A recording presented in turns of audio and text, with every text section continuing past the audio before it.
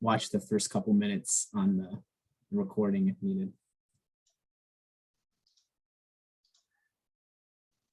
Hey, so good to see all of you today. I wanted to begin with reminding you of how did we get to where we are? Like, what is the problem that we're trying to figure out? And it starts like this.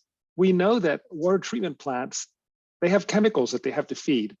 And it turns out that feeding those chemicals is like absolutely critical. If you don't have a good chemical feed system, the plant won't work well.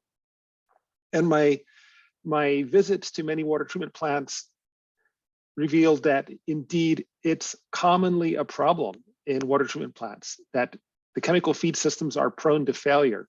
I spoke with an engineer who was at the World Bank and was in charge of water projects on the continent of Africa. And he had this comment that water treatment plants that come in that are kind of these fully automated packaged plants, they have a life expectancy of about 3 years.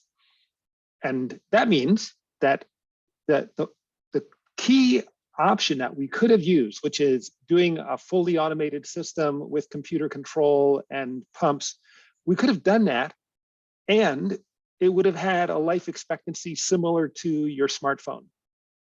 So would have lasted about 3 years, and then there would have been serious problems with it. And so what we've been trying to do instead is to use smart fluids to come up with a completely different approach to doing chemical dosing so that there are as few moving parts as possible. And now, in these lectures that we're in right now, we're trying to figure out how to do that. And this is indeed the very first thing that the AguaClara program at Cornell attempted to figure out. So we looked at this one option, which is let's just have essentially a tank with a hole in the bottom. And we realized that we don't get constant flow rate. And that's because the pressure or the available energy that's there to push the chemical through the valve or orifice is decreasing as the chemical is being depleted because it's being used. And so that is like problem number one, that change in head of the stock tank is going to be causing us problems. That analysis, just as a little aside, does get us something interesting, and that is we'll use that to design the system for emptying tanks, for draining tanks, because that's what it's doing. It's draining a tank. And in a water treatment plant, we need to drain tanks. For example, this morning I was working on updating our flocculator, and the flocculator needs to have a drain system in it so that if you need to take it offline, you can open up some pipe ports and the system, the flocculator will drain quickly, and then you can do the maintenance on it. So there needs to be a design for that drain system. So that's coming up in a second. But I wanted to just stress that what we discovered so far that was difficult is that the amount of chemical in our stock tank is changing over time, or the flocculator tank is draining over time. And so the flow out is going to be changing as well. And we can figure that out by using a combination of the energy equation and perhaps a minor loss coefficient, a minor loss equation. So what we're looking for is a device that has a constant flow rate, even though the chemical stock tank levels are changing over time. So we need some way to have a constant source of energy, of head, that's pushing the chemical through our control system. We'd like it to be elegant and simple with few moving parts.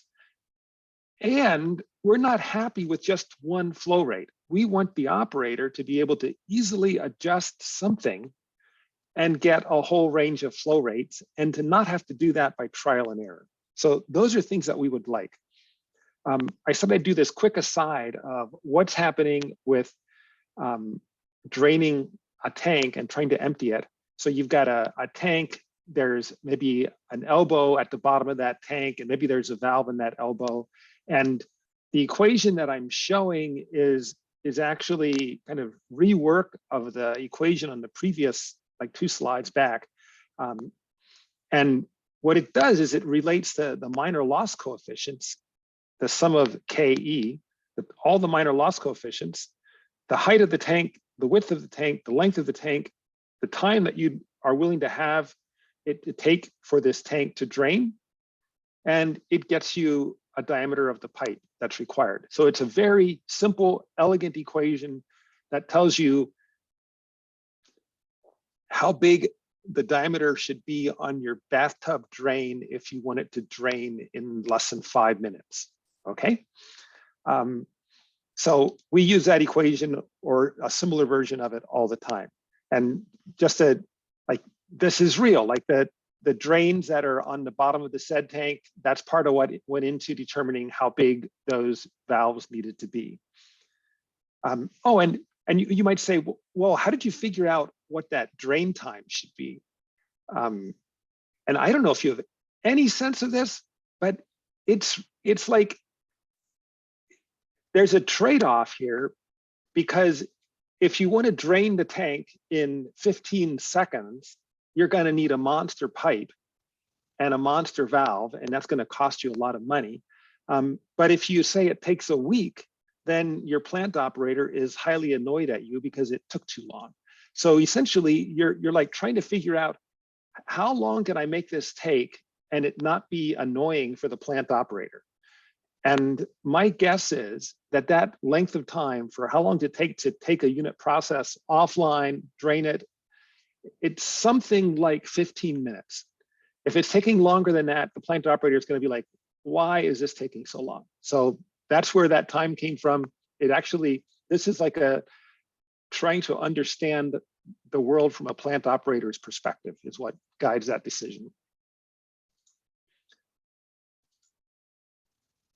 So now we know we've got this problem of the head or the level of the stock tank is varying. So we need to figure out a way to get that out of the problem. So we want constant head devices. And we're going to talk about a few. And I wanted to tell you, where are we going? So this is just a preview of where we're going eventually, hopefully by the end of today. And this is a view of the entrance tank and our doser system that is going to control the dosing of chemicals into that tank is sitting here. Unfortunately, I don't have everything shown yet. So the tubes that connect to this are not yet drawn. Hopefully by the end of this course, that will all be finished and it'll be beautiful, but that's still a work in progress. So what happens if the flow rate through this entrance tank is 0, and you can see the scale on the wall there, if the flow is 0, the water level is way down in there, and there's a float on that lever system that is causing the lever system to angle and be, at this point, basically, to be horizontal. And then as the flow rate increases, so now I set the flow rate up to 50% of max. So this plant is designed for 20 liters per second. It's running now at 10 liters per second. The water level has come up in the entrance tank by 10 centimeters. And that lever system has pivoted, and the level of these two outlets, or outlets, has changed because of that. And that's, we'll connect to that eventually. So, and this is at an even higher flow rate through the plant. That lever system has moved even further. So this is our solution. And what we're going to do today is slowly walk through and figure out, how did we come up with this crazy design that ends up making it easy for a plant operator to adjust and control the chemical flow rate. So that was just like a teaser. Here's some of the pieces of that.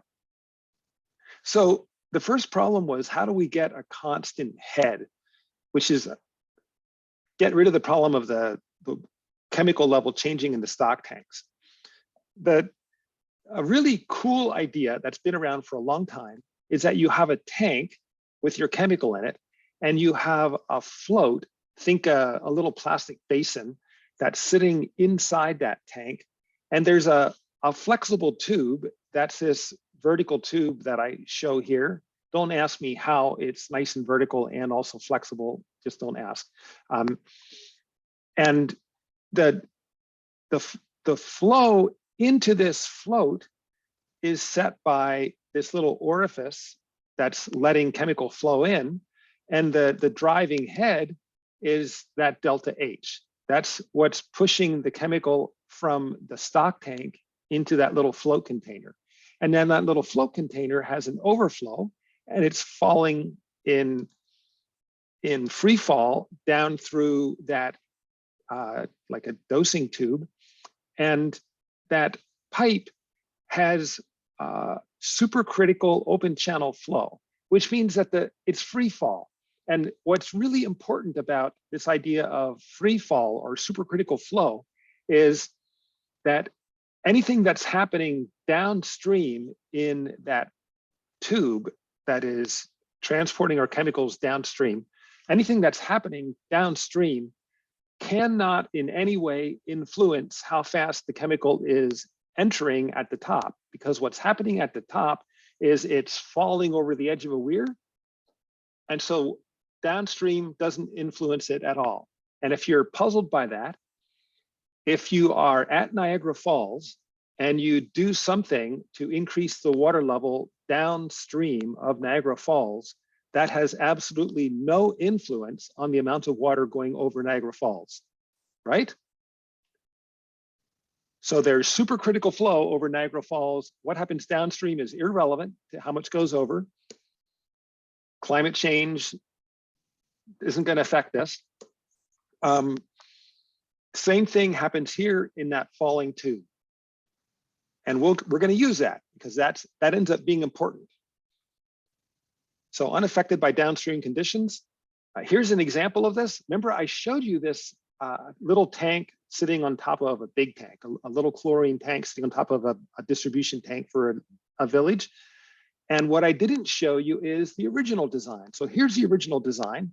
There was a little float, and that float might have been like 4 PVC pipes in a square held together with 4 different elbows. Did you all draw that in your head? 4 elbows holding together 4 pieces of PVC pipe to make a little frame. The air in the PVC pipes is, of course, low density, so that frame is going to float on the surface of the chemical. And that float is then connected to a flexible tube, and the flexible tube has an orifice in the side of it. So now it's almost the same as what we had before, maybe a little bit more elegant, where the pressure that's pushing the coagulant or the chlorine through that orifice is based on how deeply submerged that orifice is in the chemical. And as the chemical level drops, the float goes down with it. And so the height of chlorine above the orifice remains constant.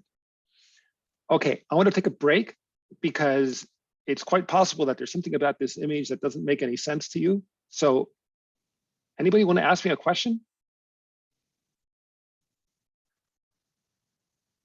Like, does it make sense to you that this system as it's drawn actually would give a very nice constant flow independent of the level of chlorine in that tank? Are you okay with that? Thumbs up if it makes sense. And I guess thumbs down if this makes no sense. Okay, so most of you are in the middle. Okay, does anybody who's in the middle want to ask a question?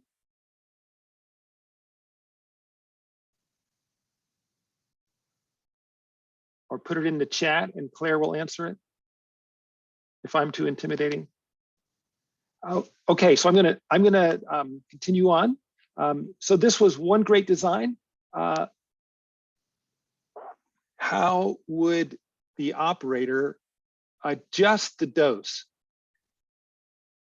Okay, so here we have this system, and supposing the operator realized, wait, I need to increase the chlorine dose to this community.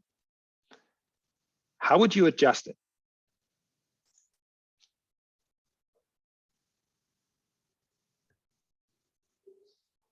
By opening the valve more. Ah, this system, that was a good answer, and it's what we would have done previously. With this system, the valve shouldn't actually be there. The valve is superfluous. The valve should just be open, and we want there to be free fall down this vertical section of this tube, and so the valve ends up being irrelevant.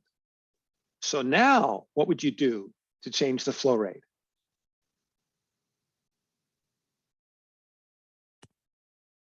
You would have to somehow plug the orifice and poke a new hole that's further down into the chemical. Excellent. So you could change the driving head by moving the orifice down, which, as you described, is not trivial. Although there is a trick. You could have some extra tubing extending up above the float, and the tubing could slide relative to the float. And so you could slide the tubing down, and that would slide the orifice down further, and that would increase the flow rate. That makes sense? Okay, that was option one. If you think about the orifice equation, Finn just changed the H, or the delta H. You could also change the flow another way.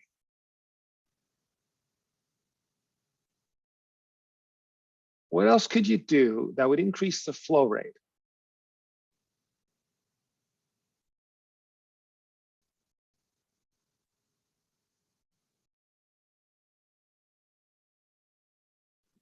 Could you just have a larger tube?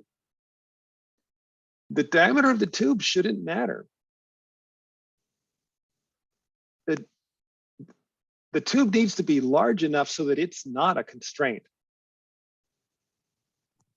Does it have to do with the buoyancy of the float at all? No. Wait, what is all the chlorine going through as it's going into the tube?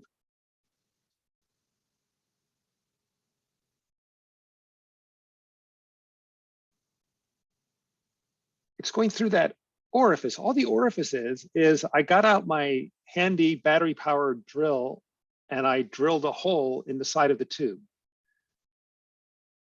And I called it an orifice just to be fancy. It was just a hole in the side of the tube. If I wanted to get more chlorine in, I just get out a bigger drill and drill a larger hole in the side of that tube. But then if I wanted to make a reduction in the flow rate, I'm kind of screwed, right? Because it's kind of hard to get out the smaller drill and undrill the previous one. So that's where Finn's idea comes, and you plug that hole with something else. Okay. So the conclusion here is that it's possible to make adjustments, but it's a bit of a pain. And what we didn't talk about yet is that this is a high concentration bleach solution. And so the operator really does not want to be like working with their hands, presumably in gloves, inside this bleach solution, making any adjustments. So this is not an operator friendly adjustment system. And by the way, the very first, this is like before AguaClara started, there was another plant that was built. And it was clearly that idea that an engineer brought and attempted to build. We're looking inside a 55-gallon drum that is blue, that is as big as the picture.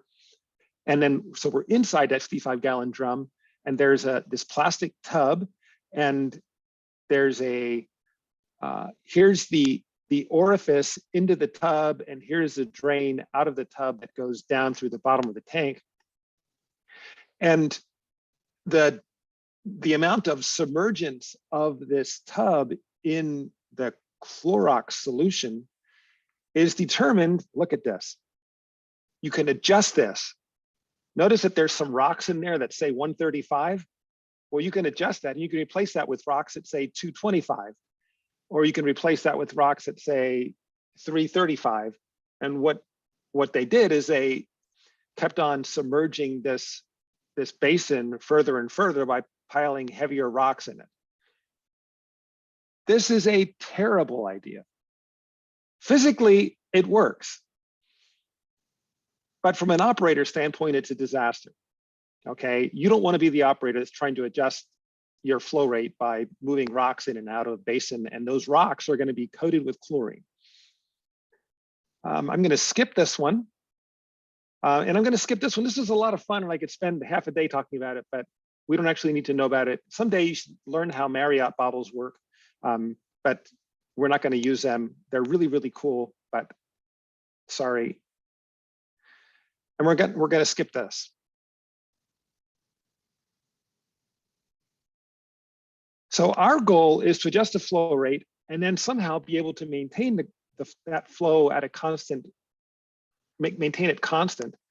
That means that we have to control the head, and we can think of the head. I know this is, look, when they teach electrical engineers about electricity, they probably explained it that it's kind of like water.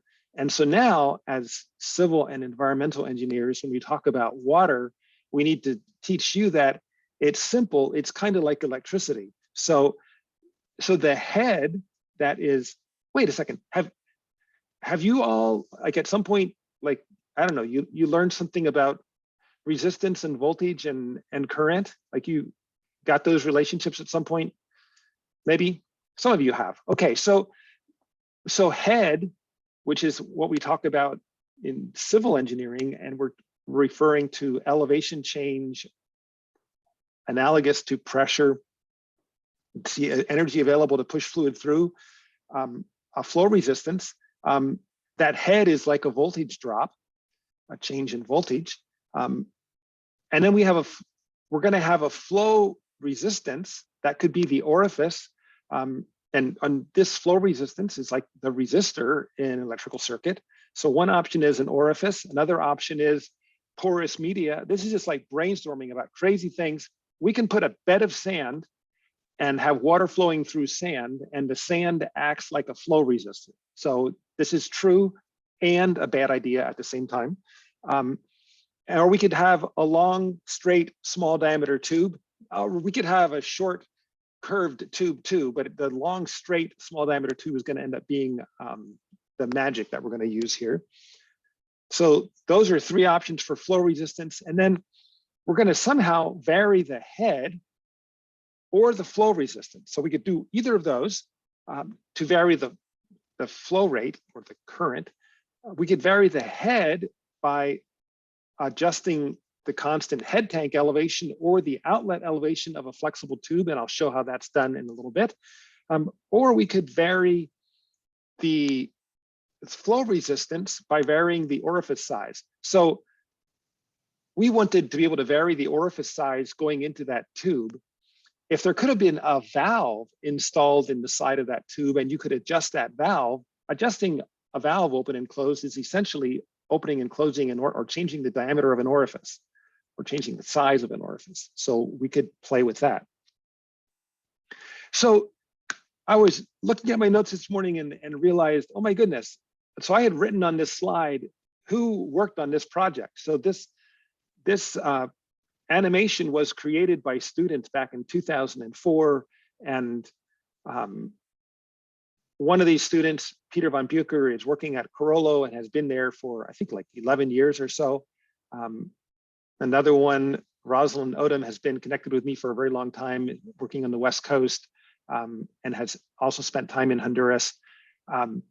So like there's all this love for these previous students who made these contributions to help move this forward. So this was their idea, 2004, of how you could create a constant flow device, constant and variable, meaning it stays constant when you want it to stay constant, but you can adjust it easily.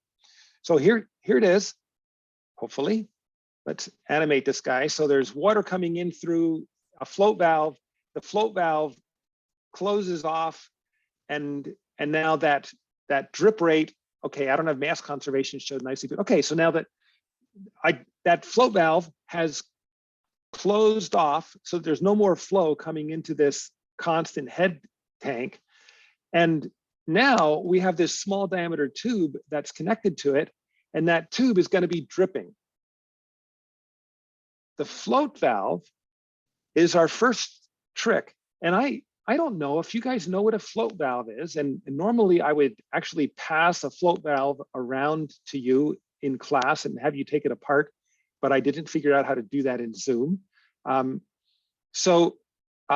you could go home and take the top of the tank off for your parents' toilet, and then you could close the valve off at the wall, and you could disconnect the float valve, and then you could look at it and see how it works, which I recommend that you not do without talking to your parents first. The float valve is what prevents your toilet tank from overflowing. There's a valve in the wall that is full on, ready to fill your toilet tank up. And there's this valve inside the toilet tank that when the water level comes up, it tips up, and as it's tipping up, it's closing itself off. So the float valve can be designed to maintain a relatively constant level in a tank. Just as a little aside, the float valve in the toilet tank doesn't maintain a constant level. If you just make a little leak in your toilet, and you can do this really easily, just open up the back of the toilet and lift the flapper a little bit. How many of you have ever seen in the back of your toilet? Good, good. Okay, so some of you are connected with reality. Good. So just pull that flapper up a little bit and watch the water level drop, and the float valve won't turn on until the water level has dropped a little ways. That's a really cool feature of float valves in toilet tanks, so that when it does come on, you actually hear it, and that way you'll notice if the flapper is leaking, and you'll hear this cycling happening in your bathroom. That's designed to save you money. We actually want a float valve that is just simpler and will actually maintain almost a constant level in our constant level tank. And then we'll need to apply like an energy equation to this. So there's our friend, the energy equation. We're going to apply it between that control surface. And remember my little trick, and that horizontal surface coming off the end of the tube. And then everything goes away happily. The pressures are both atmospheric. The V going through those control surfaces is 0. There's no pump, there's no turbine. And so the head loss is just equal to the change in elevation between those two surfaces. So that's elegantly done. We know what our head loss is. And now we need to add an equation that connects head loss and flow. And this could be the Hagen-Poiseuille equation. I need to make sure I'm thinking about this right. So this is the Hagen-Poiseuille equation. And if we neglect minor losses, inlet and outlet and curved tubing losses, then we could just use that Hagen-Poiseuille equation. We'd be saying essentially that head loss, the total head loss, is equal to the major losses, HF, and we can solve for Q. And guess what? This equation is beautiful. It shows that Q is proportional to HF, and if HF, the major losses, is equal to the total losses, that means that if I take the end of that tube and I move it up or down, I'll be able to adjust the flow rate, and it'll all happen in a nice linear way. And if I move the end of that tube up to the same level as the level of the chemical or the water in the constant level tank, Q will go to 0. Because if I move the end of that tube up to the dotted line in my drawing, then there's no driving head anymore. The driving head is now 0, and the flow will go to 0. So that's a really cool system. We are here neglecting minor losses, although you could, of course, bring them back in. So that is our first doser, and it's already pretty cool. It allows an operator to change the chemical flow rate, and it does it in a very simple way, just by moving a tube up and down. So now I want to have some fun. Let's see, when you're in the breakout rooms, you can't see the shared screen anymore, right? Okay, so So we're going to stay here and we're just going to talk through this. This is a chlorinator that a group installed in a water distribution tank in Honduras. And this is like a decade ago. But it just was a wonderful opportunity to do some critical engineering. So I want you all to look at this image, see if you can figure out what's going on, ask me questions about what you're not clear about, and see if you can figure out as many things as you can that are just really bad ideas in this drawing, or not this drawing, in this actual construction. So in case this isn't clear, we're standing on the top of a community water storage tank. It's made out of concrete, and it's probably a cylinder. We're on the flat roof, and there is a pipe, and you can see it here. There is a pipe that's entering that tank that comes from a spring or a stream up the mountain. And so there's water dumping into the tank. And then this group has, and this is the valve that I showed you that is connected to the little chlorine tank that's sitting on top of this distribution tank. So the chlorine is coming through this valve, and this group recognized the same thing that we're talking about today, that the chlorine flow rate isn't constant. And so they've added a system to control the chlorine.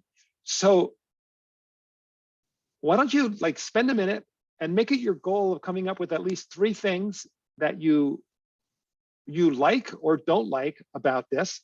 And as you're doing that, feel free to either put in the chat or send me or verbally ask me a question about what's not clear. This is a case to turn on your engineering. What don't you like? What do you like?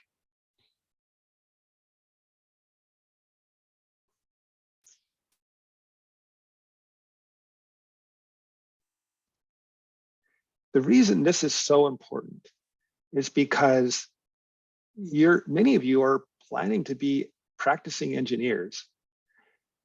And one of the skills is to recognize failure before it happens. And there are lots of failures waiting to happen in this design.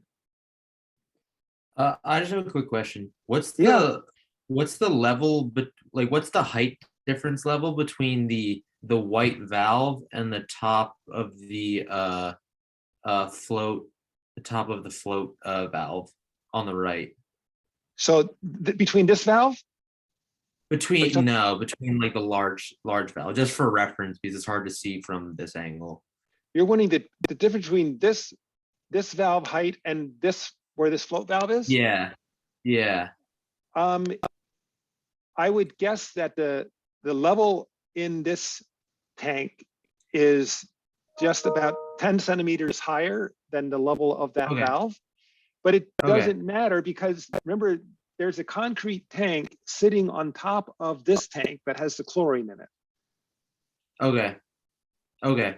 Gotcha. And so so it's like in the previous example, like the chemical stock tank that's connected to the white valve, and then that's flowing into the, okay. All right. Gotcha.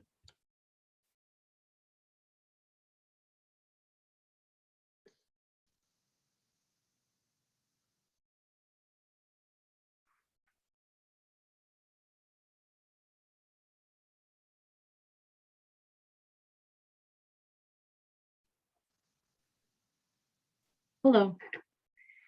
Is the plastic tank with the chlorine in it, is that uncovered just so we can see it, or is it always uncovered? Okay, I didn't take the picture, so I don't actually know, but it appears to be a tank that the bottom was cut off and it was installed upside down. So there wouldn't be a nice cover for it anymore. Okay.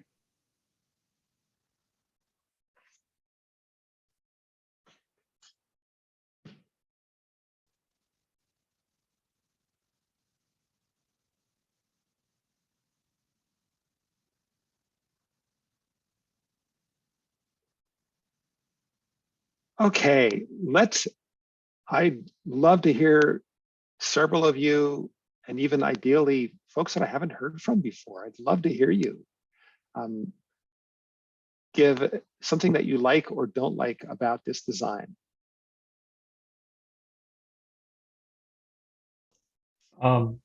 Before we tear it apart, I have something positive to say. I like Yeah. that it seems like it's made of relatively cheap materials, whether that's a bad thing or a good thing. But it doesn't look like it's expensive to make, and it also looks like it would be simple to put together. So that's cool. Excellent. And it has a really cool property that it was probably all bought in a local hardware store. Exactly. Yeah. That is actually super positive. I'll save my negative comments though for someone else can shout that out. I have a positive addition to what Daniel said, is that it's like kind of innovative. They used like what they had. They turned something upside down and cut it off and went with it. And it kind of works. It does its job for the most part. I mean, as far as we know. Mhm. Hey, and I like the creativity too. I'm a fan of thinking outside the box. Others? Thank you, Hannah. Wanted to say, or I wanted to ask, they aren't able to really control the amount of dosage based on the amount of water coming in, are they? Since they can't adjust the little spigot at the end of the red tube or red container.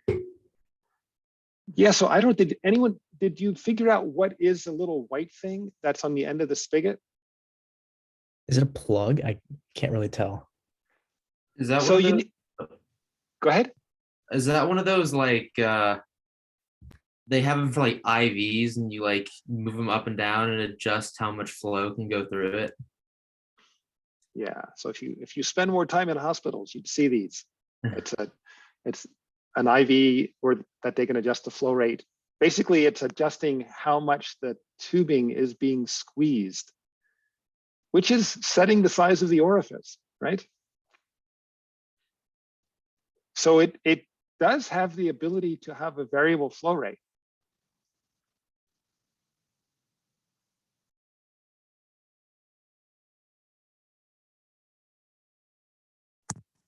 I thought of something, Monroe. Yeah. So the larger chemical tank is basically just like constantly supplying the little red tank, but instead of the float being in the large tank, it's in this separate tank. And so like for the most part, there will be like a nice adjustable flow coming from the little red tank. But when the large one becomes empty, then the little red tank wouldn't have a constant head anymore. And so at that point, the flow would start to decrease for the chemical dose. Yes. And that's one that I guess what we need here is we need an alarm that is connected to the operator's cell phone.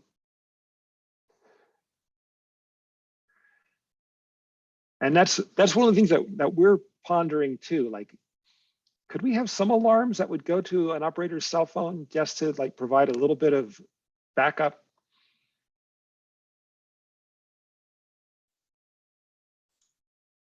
So you did some things. Okay, so, oh no, I realized I did not actually go through this and make sure that my animations lined up with things. And so they don't, because I switched format for my slides between when I taught last. I went to widescreen format. And so I have to check all my animations and I forgot to check this one. I think that was about okay, so what is holding up this red thing? What's holding up the red gas can that was at the bottom removed? What's holding it up? It looks like some kind of wire in the back through those two holes. Maybe. Yes, It's yes. hard to tell. Okay, and what's it resting on? What's this? A pipe. Yeah, what's that pipe part of? A ladder. A ladder. Ladder. What's that ladder Oh my for? gosh. We're getting in the tank. Yeah, that was an oops. Okay, Granted, it can be taken off so you can get into tank, but it's this is like, ooh, there should be a better way. Okay.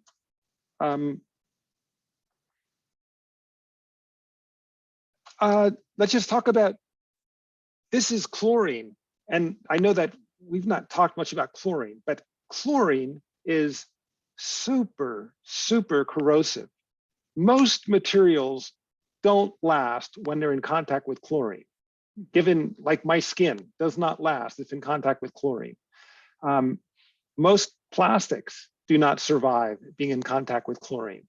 And even stainless steel, 316 stainless steel will have difficulty when in contact with chlorine. So there's all kinds of problems. And so what do you think about this float and this float valve that was designed for a toilet and just tap water being in contact with concentrated chlorine? Not good.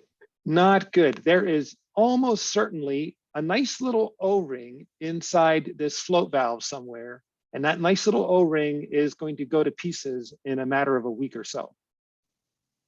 One of the classic errors that we made is we thought PVC, perfect for use with chlorine, which is true. So PVC valves, great for use with chlorine, except that inside a PVC valve is a little O-ring, and that O-ring disintegrates when in contact with chlorine. So you have to buy the expensive chlorine-resistant PVC valve that has a special elastomer O-ring that can actually handle the chlorine. So almost certainly this float valve is going to be gone in a few weeks as far as its ability to regulate or control the flow level. And then there's another interesting thing here. You see that there's a change in color here. I know you wish you had higher resolution, but this is all the image I have. Any guesses what happened there? They short on pipe, so they added a pipe inside of another pipe. There is a pipe inside another pipe, and it's just that this was the pipe that came with the float valve, and then this is how they connected over to the hose, and they just shoved the two together, which I suppose when you come up here at night and you're thinking you're going to go down into tank to check on something, you put your foot down and it just automatically gets out of your way, right? Because you just are going to pull this right apart and then get a nice little bath of Clorox. And I think that's enough. So what I wanted you to get from this is, goodness, they were solving the same problem that we're trying to solve. And they had a lot of really great ideas. And then there's a lot of things you got to think about in implementation. And making a design that's actually elegant takes a whole lot more work. And I would argue this was, this is another piece of Monroe's philosophy. This was great as a 2-week project. But if this is all you do with your upgrade for chlorinators in Honduras, it's actually a complete waste because no one's going to implement this because it's actually a disaster. So if you want to actually make progress on this, you have to actually put a good deal of time into it and come up with a solution and components that are going to be reliable and that people are going to like working with. And this is not there yet. So getting to a solution that is actually elegant is not something you do in a couple of weeks. You have to work at it for a while. And we didn't get there right away either. So I'll talk about our almost linear flow controller, and then the next steps, a linear flow orifice meter and a linear chemical dose controller. So this almost linear controller, which is the picture that I showed you with the float valve in a little tank. You can vary the head loss by varying the elevation of the end of a flexible tube. So here it is as we installed it. So now we put our little float valve inside a little 1-liter tank. So it's a cute little system. There, you can put a lid on the top. Oh, we didn't talk about what if it rains, which Honduras is sometimes rainy. So in the previous slide, what happens when it rains? Oh goodness, anyway. Okay, on to this one. We can put a lid on the top of this and just have a tiny little air vent in the top to make sure that the pressure is atmospheric inside that constant head tank or constant level tank. And then the end of the black tube, we can plug it into a different hole. So there's holes in the side of a pipe. Just drill a set of holes and you just shove the end of the tube into those holes, and the hole that you choose ends up setting the flow rate.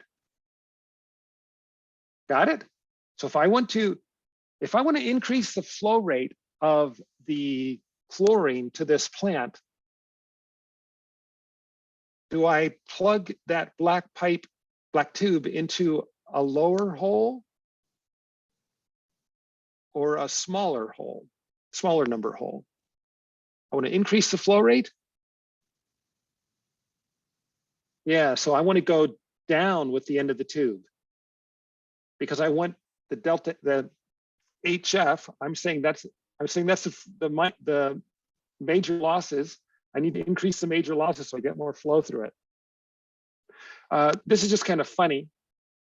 That arrow is pointing to a long, straight, flexible tube. It is flexible and it is a tube. It can be long, but it definitely was not straight the way we installed it. And we didn't realize how big a problem that was.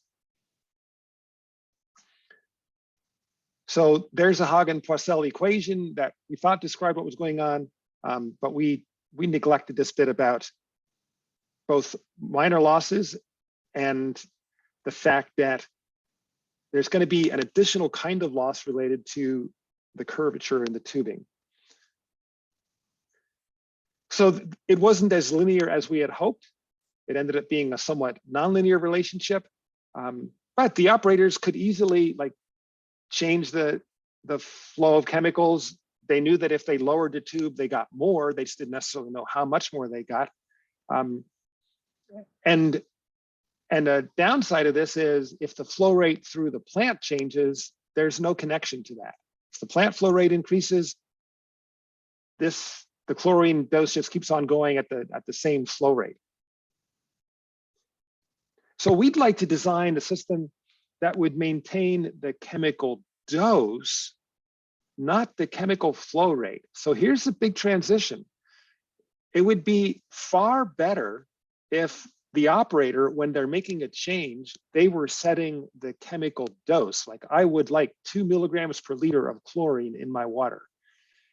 And if when they set that dose was what happened, even as the flow rate in the plant increases or decreases. That would be an elegant system. And indeed, if you go to a water treatment plant that has full computer control, that's how it works. The operator doesn't set the flow rate for the chemical. The operator sets the chemical dose. And then the computer takes care of the rest of figuring out how fast to run the pumps to get that required dose. We would like that kind of a system for our mechanical fluid dynamics approach.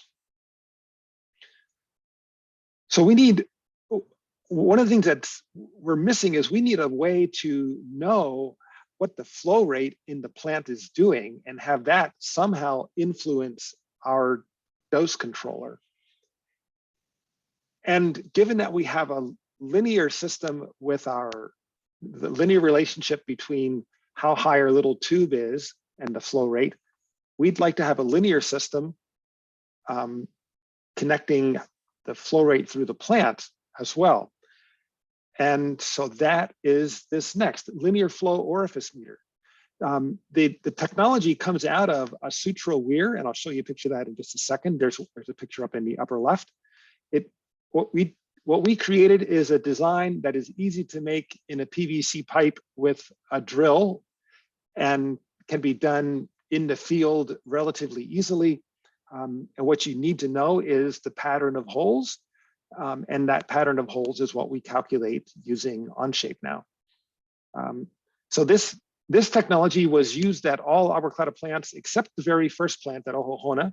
And it was invented by another AguaClara team member, David Railsback, in 2007.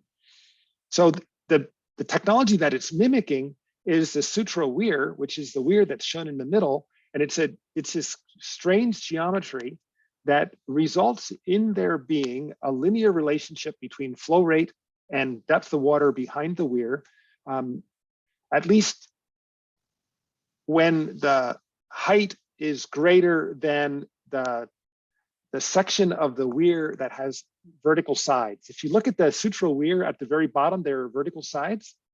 You see that? And then it curves in. Those vertical sides at the bottom, it doesn't have a nice linear relationship there. There, it's just a rectangular weir. But once it gets above that point, it has a nice linear relationship. And just in case you were like wondering, well, why didn't we use a simpler option? A V-notch weir, Q goes with h to the 5/2 power. A rectangular weir, it goes with h to the 3/2 power. And I could have drawn on here just an orifice, a submerged orifice. Q goes with h to the 1/2 power. And so nothing is coming up right. Nothing is coming up linear. And this is the geometry that's required to get linear. And this is how we effectively make that geometry in the field using a very simple system. So this gets us a relationship between flow through the plant and the depth of water that's going to be showing up in our entrance tank. So now we can go the next step of connecting that water depth in the entrance tank to our dose controller. So we're going to combine the linear flow controller, mostly linear flow controller. That was this tube that we moved the end of the tube up and down, and the linear flow orifice meter. And putting those two technologies together, we get a linear dose controller. And with this, the flow of chemical will be proportional to the flow of the plant. And so the dose will remain constant. And it means that if the plant turns off, the chemicals will turn off automatically.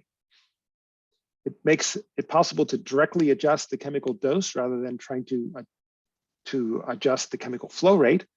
And it can be applied to both the coagulant and the chlorine, or indeed, if you have to add some other liquid chemical like an acid or a base, that would be possible as well.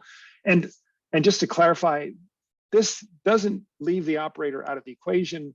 There are reasons why the operator might need to adjust the chemical dose, and that still needs to be done. This is not an automated system.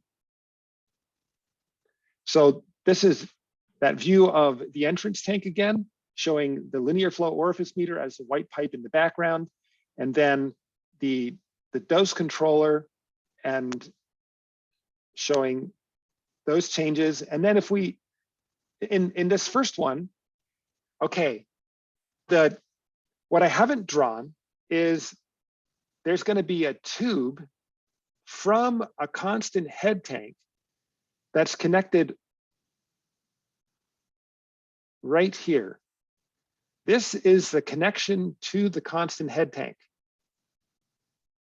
So when we are in this position with, the flow rate off to the plant, the level of chemical in the constant level tank is going to be exactly equal to this level, so that there's no pressure driving the chemical into the dose controller when the flow through the plant is off. Now, both of these, there's a chlorine doser and a coagulant doser here. That's why there's two of them. So there's two chemicals that we're going to feed. And there's a scale here that's like just a relative scale of 0 to maximum dose that you want for this chemical. And I have it set at 0 right now. And that means that no matter what the plant flow rate does, no chemical will go into the plant, right? Because it's 0. The dose is set to be 0. So as we increase the plant flow rate, if my animation were correct, the height of those tubes doesn't change at all as the water level goes up and down in the plant, because that is right at the hinge point of the lever. So you see that this elevation right here barely moves as I move the water level in the tank. Question about that? This is my 0 chemical if I set the dose to 0. And now I'm going to move the chemical feeds to set to a much higher dose. So I've set the chlorine dose to its max, and I've set the coagulant dose to 50%. So I've slid, these are sliders. I moved them back on the lever arm. The plant flow rate is still 0. So the flow rate is still going to be 0. But now as the plant flow rate increases, the float goes up and this level goes down. So let's go back. So that's where it was. You see my cursor? Oh, can't see my cursor. All right. And then when we drop it, when we increase the flow rate, that level drops, and that means that the driving head pushing chemical from the stock tank or from the constant head tank into that side of the doser is going to increase, and there it increases even further. So this is a side view of that same system, kind of in schematic forms. You can see all of the pieces. So it begins with a stock tank that has either coagulant or chlorine in it, a constant level tank or constant head tank where there's a float valve that's maintaining a constant fluid level for that chemical. So we got rid of our variability of the level in the constant variability of the level in the stock tank. That's no longer influencing us. The float valve is saving us from that. Now the chemical goes down through a relatively large diameter tube where there's no significant loss of head. And then it connects to one or more dosing tubes that are long, straight this time, and small diameter. And then it connects again to another large diameter tube that goes up to the slider system on the chemical dose controller. And then here's where the Niagara Falls happens. Here's where the free fall happens. And so what's happening downstream in the plant doesn't influence us. And what does control the chemical flow rate is the difference in elevation between the chemical level in the constant level tank and this place where it goes to free fall at the end of this dosing system. On the other side of this lever arm, there's a float that's setting in the entrance tank, and it's tracking the water level. And right now the water level is at its highest level. There's a linear flow orifice meter. All the orifices are submerged. It's at its highest, the water level is at its highest level. And that's what's making this lever arm be on a sharp angle. Anybody want to ask a question about this? I realize there's a lot of stuff happening. Question?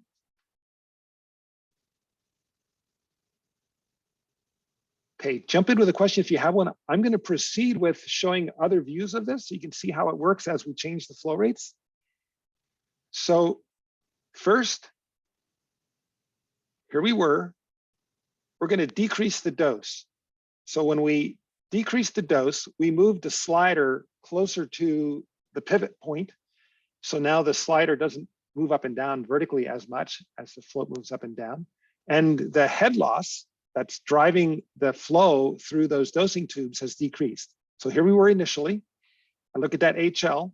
It's decreasing significantly as we move the slider closer to the pivot point. Here we increase the dose by moving the slider all the way to the end. The head loss increased a lot, and that means flow rate's going to increase a lot.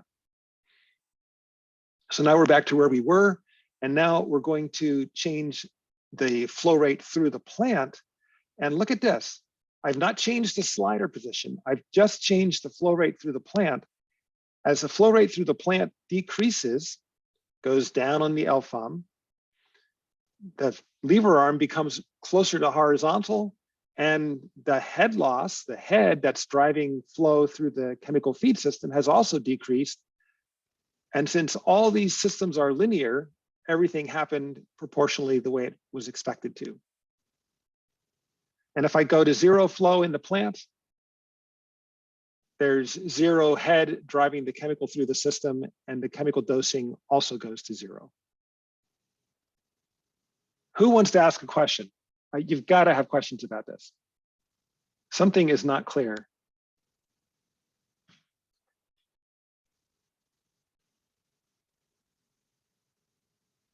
Let's put up. I had a Okay, question. Eric's had a question. Go ahead. So as the water level drops, so the Q gets lower, the HL also gets lower, so then the dosage would drop going into the tank. Is that the idea? Yeah, so when if the flow rate, right now we're at half flow rate. So when the flow rate through the plant decreases by 50%, the head loss driving the flow of the chemical from the constant level tank through the dosing tube also drops by 50%. And so the flow rate of the chemical also drops by 50%. So the plant flow rate dropped by 50% and the chemical flow rate dropped by 50% and the chemical dose stayed the same.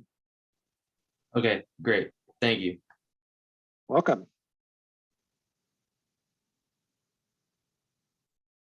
Who else has a question?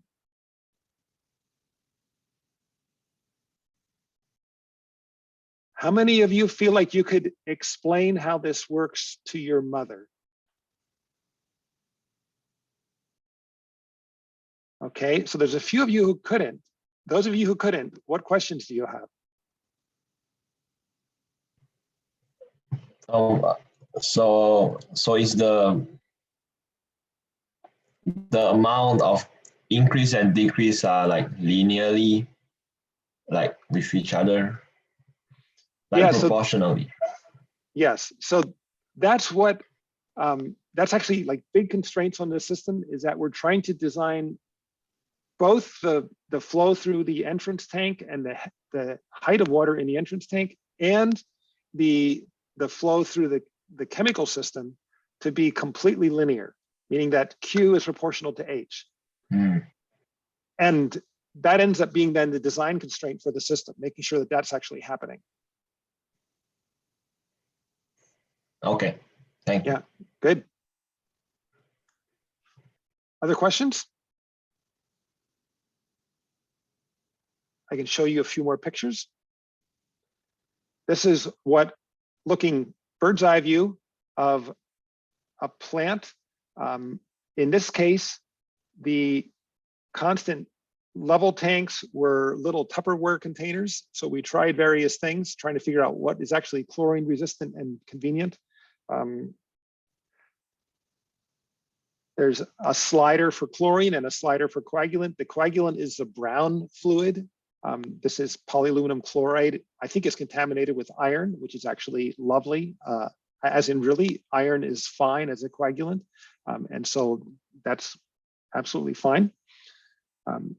Here's a view showing those constant level tanks. So inside each of these little tanks is a little float valve that's maintaining the chemical level in those tanks as a constant.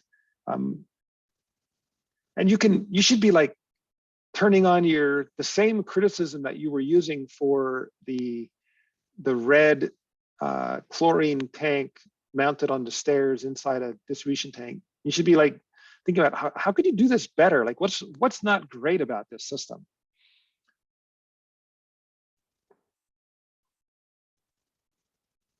So the linear flow orifice meter is buried in this tank. Here you can see there's what the plant operators like to call the guitar system. There's chlorine dosing tubes, there's coagulant dosing tubes. And my goal right now is to change the design so that no more systems that look like this get built. Here's an example of what didn't the operators like about this? The operators didn't like that there are so many valves and all those valves occasionally need to be cleaned. And when they need to clean a dosing tube, they can only clean one at a time and they have to clean them all. And so there's a whole bunch of them that they have to take off one at a time and clean. So with the next version of this design, there will be a whole bundle of tubes that will come off as a unit, and there will be an extra whole unit of bundle of dosing tubes, so that you can clean a whole bundle at once. Here's another example of hopefully an improvement in design. We had just a couple of these that were built, and I think the Zamorano plant has something that's similar to this, where there's a single box that has 4 little tanks in it, and there's chlorine constant level tanks, 2 chlorine and 2 coagulant. And the reason that there's 2 of each is so that you can take one offline while you work on the other one. And there's so many valves because, and at some point I'll create a labeled version of this that shows what every one of those valves is doing. But you're selecting from stock tanks up on a chem platform, so you have to be able to select which of those you're using. You have to select which of your 2 doser systems you're going to go through, because you're going to have 2 coagulant dosers and 2 chlorine doser tube systems in parallel, so that you can take one offline and clean it. So there's the ability to select between those 2 options. There's a whole lot of this is about redundancy, because having just one system isn't good enough. You have to have redundancy for everything. And the big reason for that is, especially on the chlorine side, the chlorine has its calcium hypochlorite. The calcium loves to interact with the carbon dioxide that's coming in from the atmosphere and precipitate as calcium carbonate. And so in a calcium hypochlorite solution, there is always calcium carbonate that's precipitating, and that's clogging everything up. And so you have to clean that out on a regular basis. And happily, the right chemical for cleaning it out is vinegar. So it's not a real nasty process, but you got to soak everything in vinegar to clean out the calcium carbonate.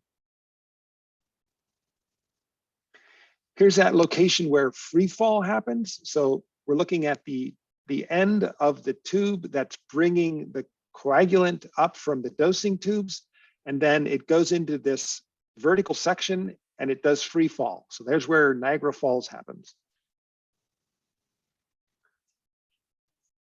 Here's another view from an older plant, and here you can see that we didn't have any redundancy. So there was only one there's only one constant level tank, and it looks like we were only doing one chemical feed here. We were only doing the coagulant here. The chlorine was done separately. So what do we like about this system? The operator sets the dose directly. There's no need for calculations to know what's happening as you move that slider either up or down on the lever arm. And assuming that we use a clear piece of pipe for this top section, you can get visual confirmation that it's working. But I'll point out that that didn't always happen. Or maybe it starts out clear, but then it's not clear after a while. So getting that visual confirmation is actually a bit of a problem. It would be, what's nice is being able to actually see the flow go down the tube so that you have confirmation that it's actually working.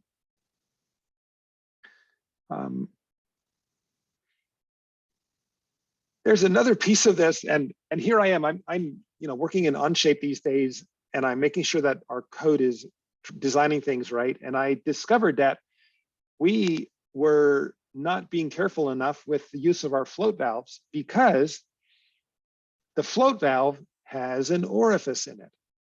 And that orifice restricts the flow of the chemical, and that dominates the head loss between the stock tank and the constant head tank. You can get different size orifices by buying different size float valves, but we've just been using this one mini float valve that's made of completely of PVC, so it's friendly with chlorine.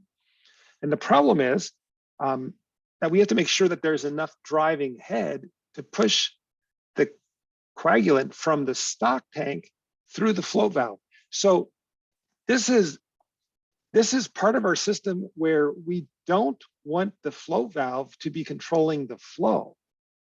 The float valve is setting the fluid level in the constant level tank. So we don't want that orifice to be restricting flow for us. So the question is, what's the minimum head that's going to be available to push the chlorine or the coagulant through that float valve?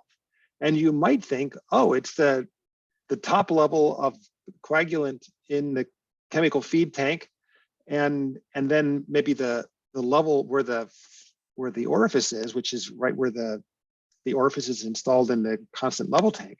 But the stock tank is going to empty, and at some point it's going to be down here. And at that point, this is the elevation that's driving the flow through the float valve, and that better be enough, better be more than enough, so that the float valve isn't a restriction. So why don't we just increase that delta H? So we can increase the amount of head that's available by just lifting our chemical feed tanks up higher, by building a taller platform in the plant. So why don't we just do that rather than switching to a bigger float valve? Any ideas?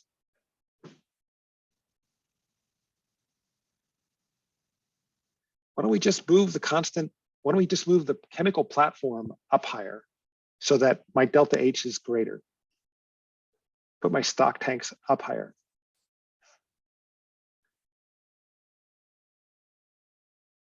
So I'm really comparing two economic quantities. Like physics-wise, it's gonna work. But there's the cost of building this chemical platform higher in the air. It requires supports. I have to move it up higher. That's going to require more building materials versus the cost of a different float valve. And I haven't done the math on this, but I don't have to. The float valve is far cheaper than the extra concrete that's going to go into raising the constant, that's going to go into raising the stock tanks. So it's going to be far, far better to switch to a larger float valve rather than moving the stock tanks up higher.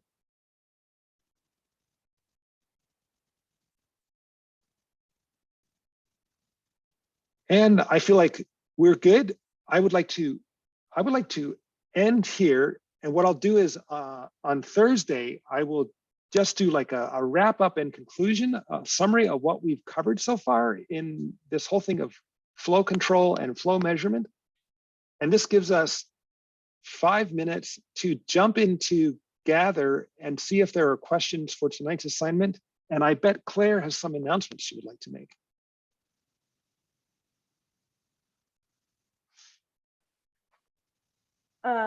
I can go ahead and do that now then. So I sent out an email this morning. Yeah, that was this morning, about the assignment today.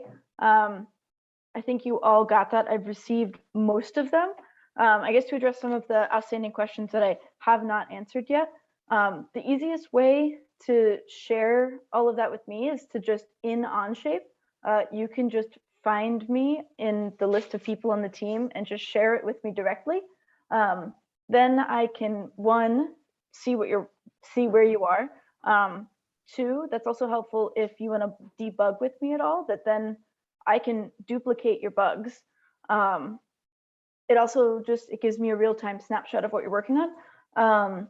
The one today, still due at midnight, but I think in the future, just to like give you all more time to review everything, having everything, all of the drafts in by Tuesday at class time gives me Tuesday evening to go over it, so that if you have questions, I can get to it before office hours. Probably not possible today, but in general before office hours, and have edits back to you by tonight. So you have all of Wednesday and Thursday to adjust that. Is there another update you had in mind, Monroe? That's the big one I'm thinking of. No, that was good. And I just realized we're only 3 minutes from the end of class. So I'm happy to just call this the end of class, but I'm going to jump into Gather if anybody has a quick question that they want to hit me with. Otherwise, I'll see you at office hours tonight.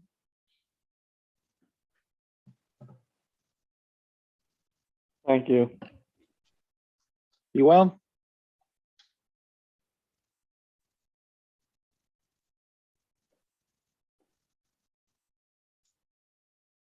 So Claire, you're about to meet with,